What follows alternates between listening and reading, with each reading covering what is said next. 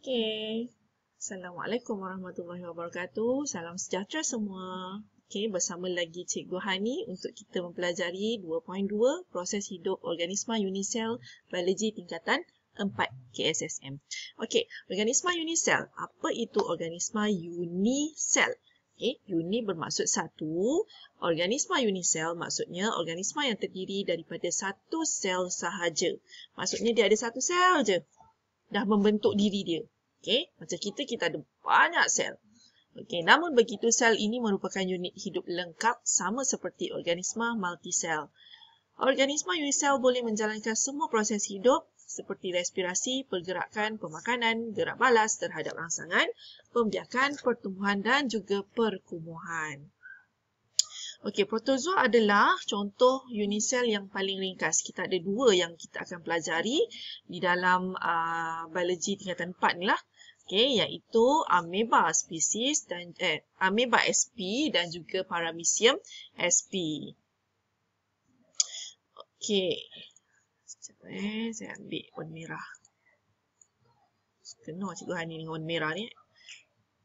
Okey. Kita tengok dari segi pergerakan, ameba macam mana dia bergerak. Ameba sp sentiasa berubah bentuk apabila bertemu dengan halangan.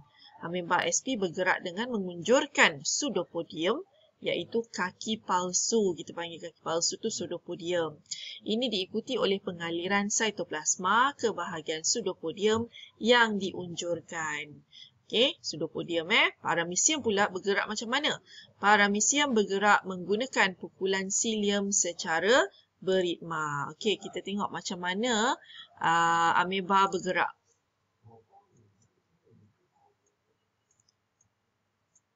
Okey, sekejap saya buka video.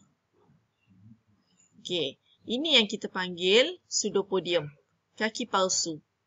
Okey, ini adalah kaki palsu. Tengok dia mengunjurkan sitoplasma dia tu, dia tolak ke arah pseudopodium. Jadi dia boleh bergerak ke arah yang dia nak.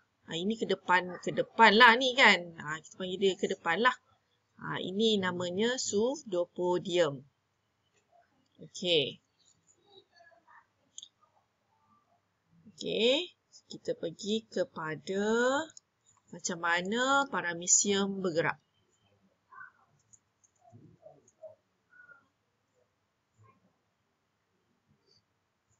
Lama. Ni. Saya pusing balik. Okey, ini nampak. Ini adalah silium. Silium tu dia pukul air. Okey, jadi dia boleh, paramecium tu dia boleh bergerak ke hadapan. Okey, ini adalah paramecium. Dia gostan balik tu maksudnya depan tu ada sesuatu lah. Dia bergerak balas terhadap rangsangan. Okey, mana tadi entah. Terus kepada gerak balas terhadap rangsangan. Macam tadi, dia terkena apa-apa kat depan tu, dia akan pusing balik. Okey, ameba dan paramecium bergerak balas terhadap rangsangan seperti bahan kimia, sentuhan ataupun cahaya terang. Okey, tiga-tiga ni dia akan jauhilah. Okey, respirasi. Disebabkan ini adalah unisel. Okey, pertukaran gas berlaku secara resapan ringkas. Okey, resapan ringkas ni macam mana? Pergerakan bahan dari kawasan berkepekatan tinggi ke kawasan berkepekatan rendah. Okey, contohnya oksigen dari tempat yang banyak dekat luar, ameba oksigen sikit. Jadi oksigen akan meresap masuk ke dalam ameba secara resapan ringkas. Okey, ameba dia menjalankan respirasi dan menghasilkan karbon dioksida. Jadi karbon dioksida ada banyak dekat dalam ameba. So karbon dioksida dari kawasan berkepekatan tinggi akan meresap ke kawasan berkepekatan rendah. Jadi karbon dioksida akan meresap keluar daripada ameba. Okey, seterusnya dari segi pemakanan, macam mana ameba makan? Ameba dia akan bergerak ke arah makanan dengan mengunjurkan pseudopodium untuk menangkap zarah makanan secara fagositosis. Macam inilah, dia akan unjurkan pseudopodium tadi dan mengepung makanan. Makanan itu akan dimasukkan ke dalam vakuol makanan masuk dalam alur mulut dan terusnya ke dalam vakuol makanan. Okay, vakuol makanan akan bergabung dengan lysosom. Zarah makanan dihidrolisis oleh enzim lysozyme dalam lysosom. Nutrien yang dihasilkan diserap ke dalam sitoplasma.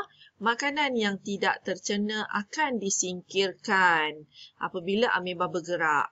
Makanan yang tidak tercerna dalam paramecium akan disingkirkan melalui liang dubur. Okey, kita tengok macam mana paramecium tu dia membuang.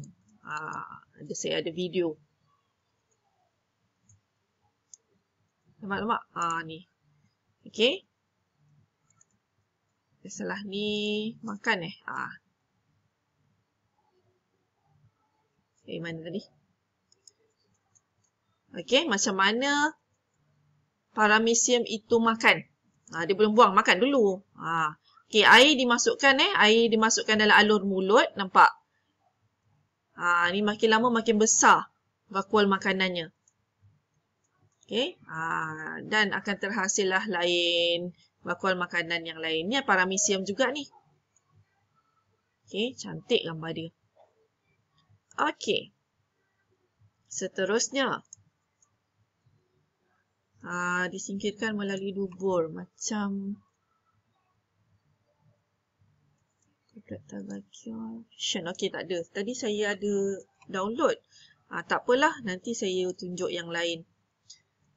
Macam ada download tadi. Macam mana paramecium tu poops. Tak ada pula. Okey, nanti saya cari, saya masukkan, saya bagi link. Okey, seterusnya. Pertumbuhan. Macam mana ameba dan paramecium itu membesar dengan cara mensintesis sitoplasma baru. Okay, sitoplasma yang ni, yang bintik-bintik-bintik ni adalah sitoplasma. So, lebih banyak sitoplasma, lebih besar lah ameba tu. Besar tak? Besar sangat. Ada maximum size. Okey, perkumuhan. Bahan perkumuhan seperti karbon dioksida dan amonia disingkir secara resapan. Macam saya cakap tadi lah.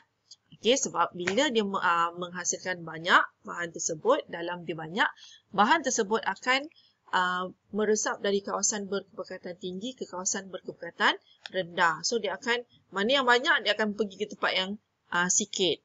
Jadi, karbon dioksida akan disingkirkan. Oleh sebab ameba dan paramecium hidup di dalam persekitaran air tawar. Air akan meresap masuk ke dalam sel secara osmosis dan akan mengisi vakuol mengecut.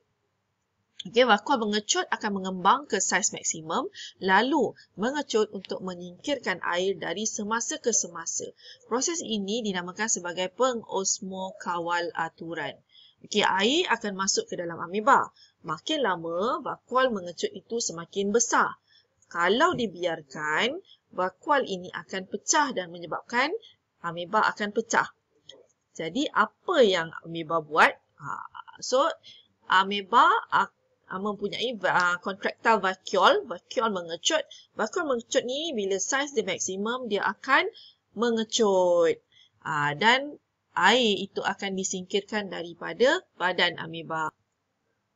Okey, ini adalah video contractile vacuole. Okey, vacuole mengecut.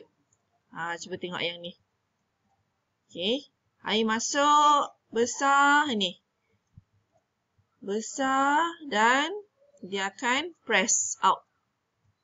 Press out. Air tu keluar lah. Air masuk lagi. Air masuk lagi. Besar lagi. Besar lagi. Lepas tu dia akan press. Itu namanya contractile vacuole. Vacuole mengecut. Okay. Nampak. Ini nampak dia air masuk lagi. Masuk lagi. Masuk lagi. Dia tak tanpa hentilah selagi paramecium itu berada di dalam air tawar. Selagi dia hidup lah, memang dia hidup dalam air tawar kan. Okey, nampak. Clear lah, nampak clear. So, ini adalah contractile vacuole. Vacuole mengecut. Air bila dah penuh, dia akan press. Okay, dia akan mengecut. Okey. Seterusnya, kita pergi kepada pembiakan. Apabila keadaan sesuai dan terdapat banyak makanan, ameba SP dan paramecium SP menjalankan pembiakan asex, iaitu belahan dari dua. Sebelahan dua tu secara mitosis, 1 jadi 2, 2 jadi 4. Okey.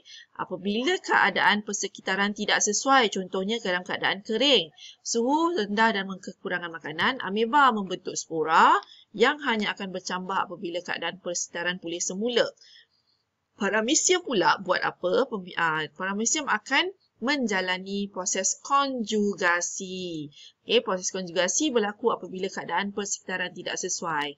Ameba kalau keadaan tidak sesuai, dia akan membentuk spora. Hanya akan bercambah apabila keadaan persekitaran pulih. Okey, paramecium pula dia akan menjalani konjugasi. Tapi dalam keadaan biasa, okay, ameba dan paramecium akan menjalani belahan dia-dua. Mana tadi? Motion movement. Saya rasa saya terlupalah. Ni fission. Sekejap.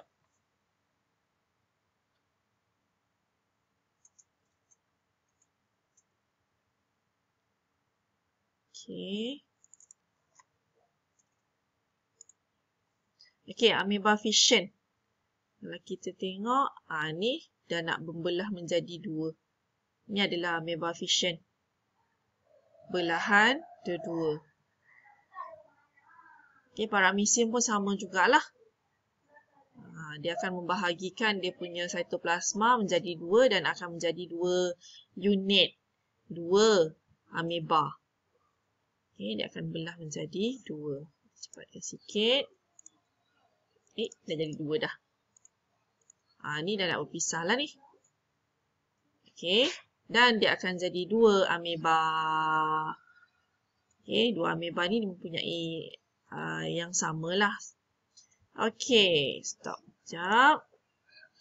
Seterusnya, kita sambung kepada... Okay, ini adalah ameba yang kita tengok tadi. Dia ada membran plasma, nukleus kat tengah, vakuol mengecut yang kita nampak tadi.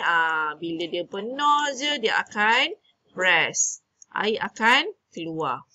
Okey, kemudian vakuol makanan. Sini makanan akan dimasukkan melalui alur mulut dan juga pseudopodium adalah kaki palsu. Okey, ini pula adalah gambar foto paramecium, cilium pula. Ini adalah cilium ni.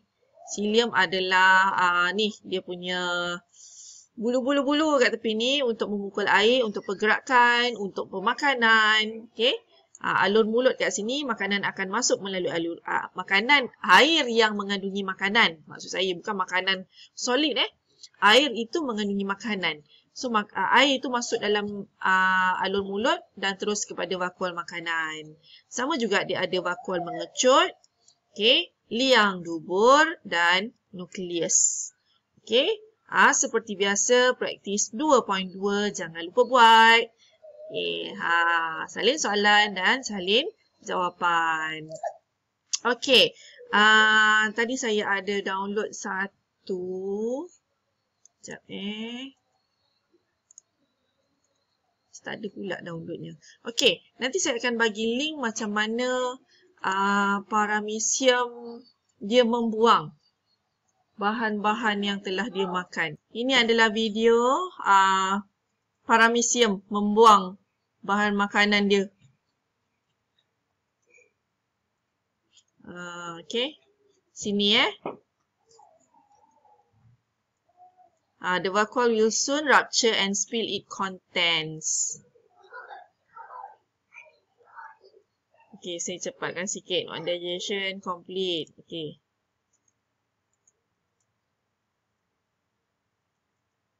Okey, ia akan dibuang melalui anal pore, liang dubur.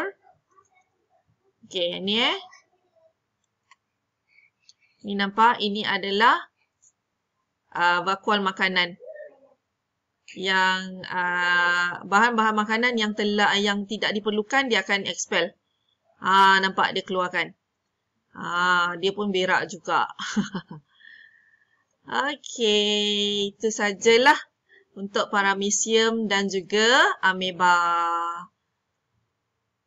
Okey, sekian sahaja untuk tajuk 2.2. Saya akan sambung saya akan sambung video untuk tajuk seterusnya. Alright, thank you.